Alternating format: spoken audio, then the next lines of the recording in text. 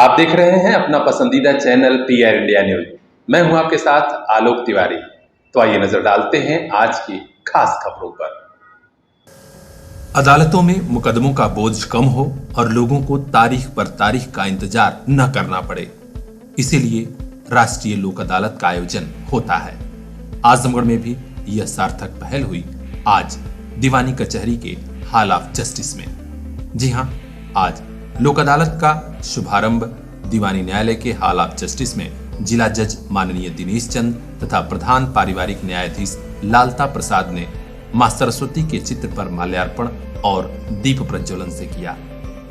इससे वादकारियों को भी काफी सहूलियत होती है। इस लोक अदालत में जिला जज माननीय दिनेश चंद ने खुद कुल 36 मुकदमों की सुनवाई की। इसके अलावा प्रधान पारिवारिक न्यायाधीश लालता प्रसाद जी ने 67 मुकदमों का निस्तारण कराया। श्री लालता प्रसाद जी, प्रिंसिपल जज फैमिली कोर्ट, बार के प्रेसिडेंट, बार के सचिव महोदय, इस राष्ट्रीय लोक अदालत के नोडल ऑफिसर श्री वर्मा जी, अपर जिला जज, इस सभागार में उपस्थित सभी न्यायिक अधिकारीगण,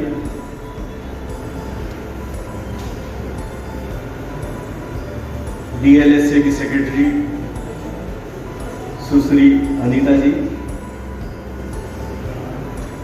बैंक के अधिकारीगण, कर्मचारीगण, इस जजी के समस्त कर्मचारीगण सुलह समझौते के आधार पर वादों का निस्तारण कर रहे हैं। जो छोटे मामले हैं, विशेषकर चालान या और छोटे अपराध हैं, उनके भी ज़्यादा से ज़्यादा मुकदमे निस्तारित किए जाने का निर्देश हम लोगों को प्राप्त हुआ है और मेरे सभी न्यायिक अधिकारीगण इस अवसर पर ज़्यादा से ज़्यादा मुकदमे कम फाइन करके निस्तारित करने जा रहे हैं, जिससे ज़्यादा से ज़्यादा लोगों को लाभ हो सके। जो बैंक अधिकारीगण आए हुए हैं, अब चूंकि मार्च का महीना है, फाइनेंशियल ईयर क्लोज हो रहा है, तो उनसे भी मेरा अनुरोध है, आग्रह है कि वो भी ज़्यादा से ज़्यादा जो भी बैंक की सुविधाएं हैं जो प्राप्त होनी चाहिए ऋणी को, वो ज़्यादा से ज़्यादा लाभ देके maximum case, maximum matters decide करें, निस्तारित करें, ऐसी मैं आशा करता हूं। ऐसा उनसे मेरा आग्रह है, अनुरोध है। उधर मोटर दुर्घटना न्यायाधिकरण में मोटर दुर्घटना से संबंधित कुल 30 मुकदमों का निस्तारण किया गया, जबकि मुख्य न्यायिक मजिस्ट्रेट यशवंत सरोज ने कुल 1412 मुकदमों का निस्तारण कल 78,800 रुपए जुर्माने के तौर पर वसूल कराए। ACJM court number 10 Ashok Kumar Singh ji ने 1100 मुकदमों का निस्तारण किया, जबकि ACJM court number 11 Anupam Dubey की अदालत ने 1437 वादों का शानदार निस्तारण कराया। कुल मिलाकर यह लोक अदालत काफी सफल रही, क्योंकि बैंकों के एनपीए से जुड़े मामले भी यहाँ निस्तारित कराए गए। सबसे अच्छी बात यह रही कि बैंकों से जुड़े प्री लिटिगेशन मुकदमों के 736 मामलों का निस्तारण हुआ और 3,97,44,181 रुपए का समझौता भी हुआ। यानी लोक अदालत बहुतों के लिए सफल रही, क्योंकि मुकदमों का बोझ कम हुआ अदालतों से, तो वहीं वादकारियों को भी रोज रोज कचहरी दौड़ने से मुक्ति मिली। और जिला आजमगढ़ में हमारे सारे जुडिशियल ऑफिसर्स काम कर रहे हैं ताकि लोगों को ज़्यादा से ज़्यादा मुकदमे डिसाइड करके न्याय मिल सके। जो छोटे मुकदमे हैं फौजदारी के, वो जुर्माना करके डिसाइड किए जा रहे हैं। जो पारिवारिक मामले हैं जिसमें फैमिली डिस्प्यूट हैं पति पत्नी का, वो भी अधिक से अधिक हमारे पारिवारिक न्यायाधीश डिसाइड कर रहे हैं। इसके अलावा बैंक के जो मामले हैं उनका निपटारा भी त्वरित गति से हो रहा है। जो छूट अब फाइनेंशियल ईयर के एंड पे मिलनी चाहिए वो भी मिल रही है और अधिक से अधिक मुकदमे बैंक के संबंध में भी डिसाइड किए जा रहे हैं। लोक अदालतें बहुतों के लिए फायदेमंद होती हैं। आप भी रहिए सजग, आप भी रहिए जागरूक। अगली लोक अदालत कब लगेगी हम आपको अपडेट कराएंगे। देखते रहिए पीआर इंडिया न्यूज। विधानसभा चुनाव शुरू हुआ तो उसी दरमियान राजनीतिक दलों ने जनता पर वादों की बौछार लगा दी। कोई फ्री में लैपटॉप देने की बात कह रहा था तो कोई मुफ्त बिजली देने की बात कह रहा था, लेकिन यूपी की जनता ने भारतीय जनता पार्टी द्वारा किए गए वायदों पर भरोसा किया और उसकी जीत पर मुहर लगा दी। अब फिर से योगी बाबा की सरकार बनने जा रही है और यही वजह है कि सरकार तुरंत एक्शन मोड में आ गई है अपने किए गए वायदों पर। जी हां, खबर आ रही है राजधानी लखनऊ से कि होली पर मुफ्त गैस सिलेंडर सरकार देने जा रही है। इसके लिए संबंधित विभाग को निर्देश दे दिए गए हैं और तैयारियां की जा रही हैं, जानकारी जुटाई जा रही है कि कैसे प्रक्रिया पूरी की जाए। मुख्य सचिव ने भारतीय जनता पार्टी के लोक कल्याण संकल्प पत्र के आधार पर किए गए वायदों पर क्रियान्वयन जल्दी से जल्दी हो, इस पर विचार विमर्श के साथ ही विभागीय अफसरों के साथ रणनीति तैयार कर ली है।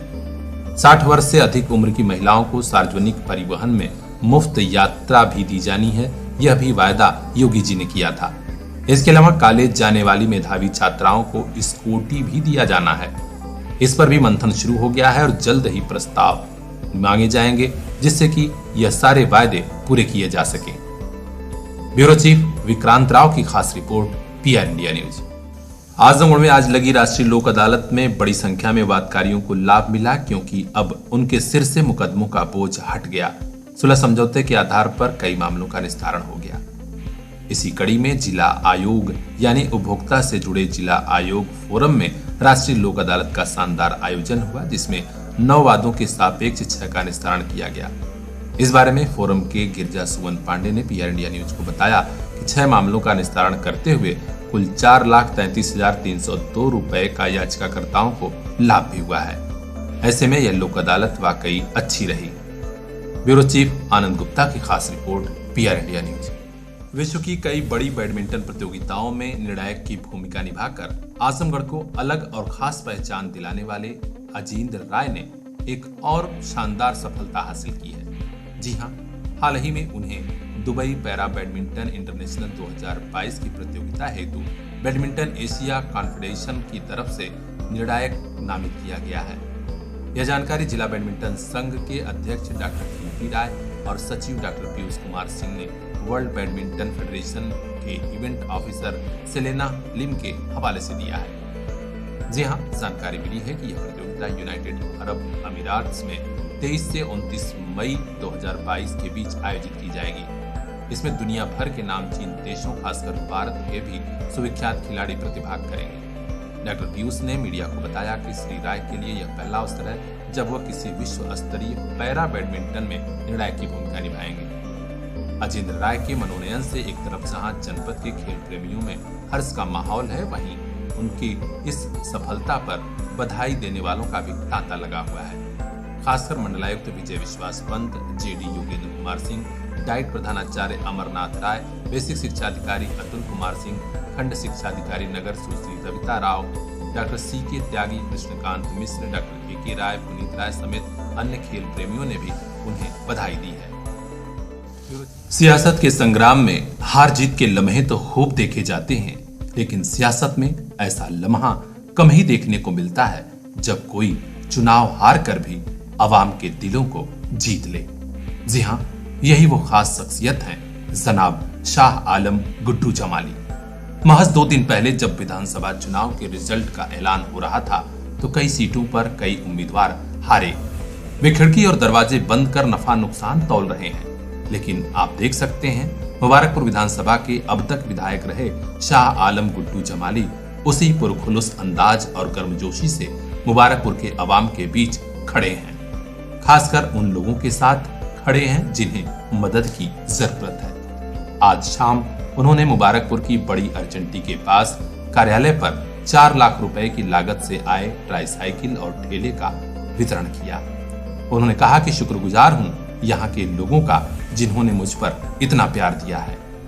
यही नहीं, चुनाव में हार जीत तो लगी रहती है। हाँ, वक्त थोड़ा कम था, वरना रिजल्ट कुछ और आता। उन्होंने यह भी कहा कि अगले चुनाव में मंजर कुछ और होगा। सभी सियासी दलों को लोकसभा चुनाव में अपनी हैसियत पता लग जाएगी।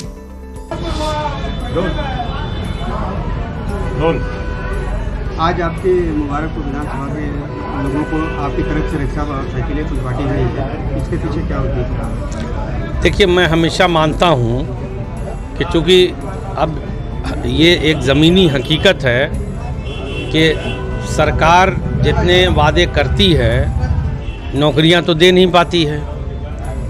अब सही बात ये है कि चूँकि मैं बुनकर बहुल क्षेत्र है ये, मैं यहाँ का 10 साल विधायक रहा हूँ। इस वक्त तो खैर मैं हार गया, विधायक नहीं हूँ, लेकिन यहाँ की गली गली से और यहाँ के लोगों से भली भांति परिचित हूँ। यहाँ बहुत बड़ा तबका है जो मजदूरी करता है, रोटियों का मोहताज है। ये हकीकत है कि हम लोग सबको नौकरी तो दिला नहीं सकते, सरकार नहीं दे पा रही है। तो मैं अक्सर ये ढूंढता रहता हूँ और पूछता हूँ लोगों से।